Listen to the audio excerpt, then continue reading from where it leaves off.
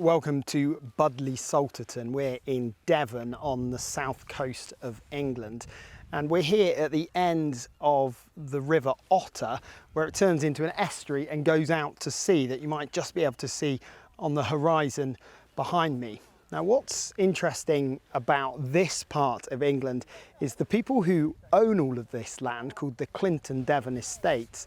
Now, they're trying to preempt the impact of climate change on this part of the world. So hundreds of years ago, this wetland is what this entire area would have looked like. Now, that is excellent for wading birds and various other species. But what has happened, if we have a little spin round and you can see, is that a few hundred years ago, probably about 200 years ago is one estimate, is that they started creating all of these flood defences. Now, what these flood defences do is create basically an artificial habitat on the other side. So on the other side of these flood defences, there is a cricket club. There's also lots of grazing land for cattle, lots of pasture. Now, that looks very pretty and is very much what a lot of people think that England looks like, but it's not natural. What is natural is all of this estuary and these wetlands. Now, what the Clinton Devon Estates have thought is that before too long, these flood defences are going to fail. They've come fairly close to failing twice in just the last 8 years, and that would have caused a huge amount of flooding on the land the other side of the flood defences. So they're trying to say, let's get rid of the flood defences and let's let this whole area go back to how it would be. It's almost inevitable what's going to happen with rising sea levels, and we can't fight the tide. So what we're going to do is let it all happen. I spoke to the man in charge of the project, Dr. Sam Bridgewater, and asked him a bit more about it.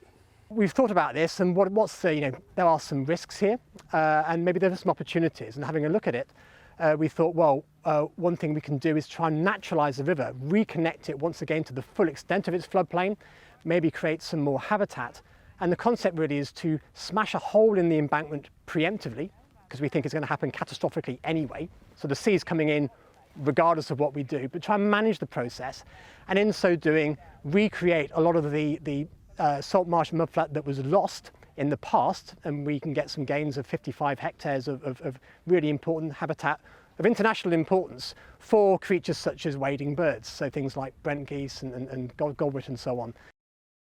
Well, interestingly, this project is working hand in hand with another project in Normandy in France, where they have got a very similar habitat and a lot of the very similar challenges. So between them, there's this French and English agreement that they are sharing information, sharing ideas, and then the aim would be that these blueprints could be passed on to about 70 other estuaries that are facing these issues, to work out whether this is the right way to go, to work out whether knocking down the flood defences is going to actually be better for the long term of this area. Of course, that's not going to work for everyone. There are some areas where there's a huge amount of housing being protected by flood defences. So of course there, what you need to do is start trying to think, how do we improve these flood defences?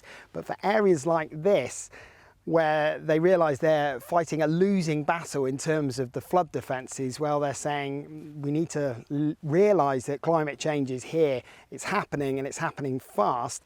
And so they're going to spend £15 million to basically admit defeat and say, right, we're going to let the sea reclaim what it previously owned. And interestingly, I think we're going to be seeing more of that around the UK as climate change becomes an ever more present problem.